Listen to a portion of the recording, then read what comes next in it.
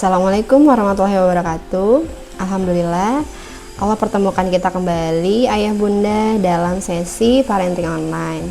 Semoga Allah senantiasa berikan kemudahan untuk kita yang selalu berikhtiar untuk menjaga putra putri kita di rumah. Nah, sesi hari ini saya mau memaparkan atau berdiskusi tentang bagaimana cara kita untuk menjaga otak-otak anak-anak kita dari paparan blue light ataupun cahaya dari gadget yang selalu mereka pegang, dan dari gelombang suara yang sebetulnya tidak ramah untuk otak anak kita.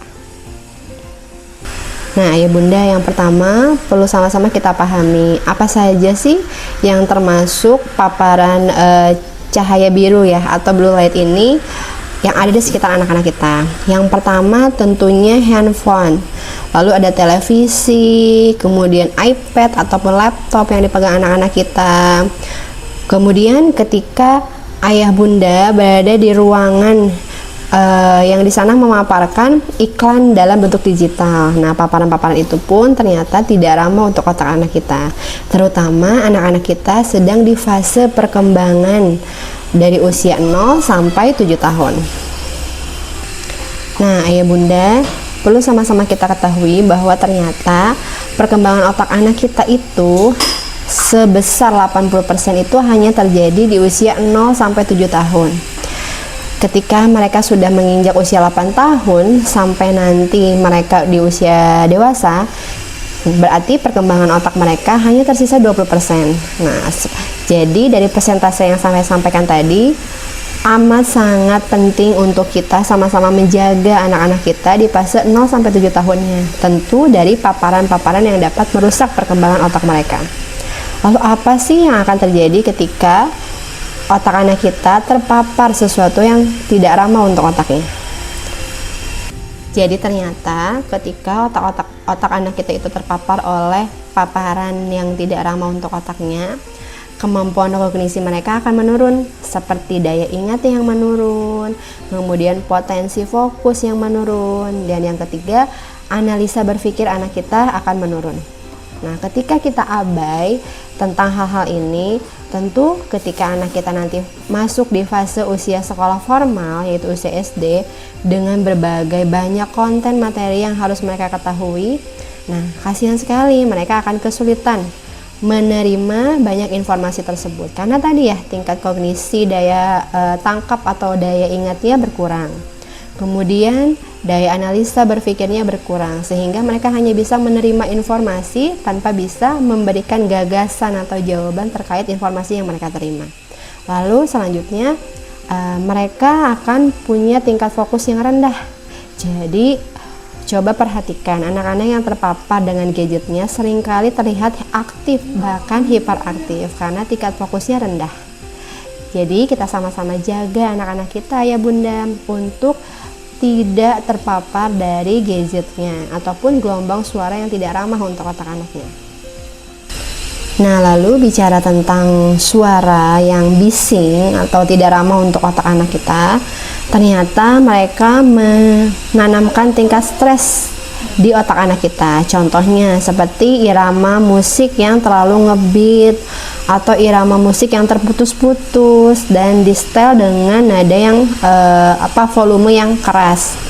Nah, adapun ketika misalkan anak kita dihadapi dengan kondisi lingkungan yang dekat dengan jalan raya yang padat, sehingga suara mobil yang bising, suara motor yang bising, nah ternyata itu membuat otak anak kita mendapat tekanan stres.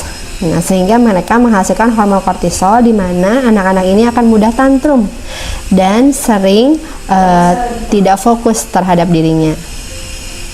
Nah, kemudian sekarang bagaimana dengan perkembangan teknologi ini sehingga anak kita meski harus tetap tahu tentang teknologi tapi tanpa mencederai otaknya. Jadi ayah bunda, ternyata nanti ada waktunya anak-anak kita mengenal handphone, mengenal televisi, terus mengenal laptop, iPad. Nah, kapan waktunya? Sejatinya berdasarkan riset atau jurnal yang dibahas tentang penggunaan teknologi seperti gadget ini, tentu minimal anak kita usianya 13 tahun. Nah, tapi faktanya yang berkembang di masyarakat bahwa ternyata ada asumsi bahwa ketika anak-anak kita sering menonton YouTube atau belajar di YouTube, mereka lebih cerdas. Padahal kecerdasan itu tidak hanya di tingkat mereka bisa berhitung, tapi bagaimana anak ini bisa mengontrol emosinya, bisa bertanggung jawab dengan kebutuhan dirinya. Kemudian bagaimana anak kita berkomunikasi dua arah. Karena rata-rata anak yang sering dan pasif selalu kegiatannya dengan gadgetnya, biasanya mereka antisosial dan pasif terhadap masyarakat sekitar. Sehingga ketika diajak bicara dengan orang baru atau sepupunya mungkin, nah mereka pasif dan mereka bingung harus menjawab apa. Tapi mungkin terlihat oleh ayah bunda mereka tahu banyak kosakata, tahu bagaimana cara berhitung, mungkin bisa tahu dengan kosakata bahasa asing dan lain sebagainya.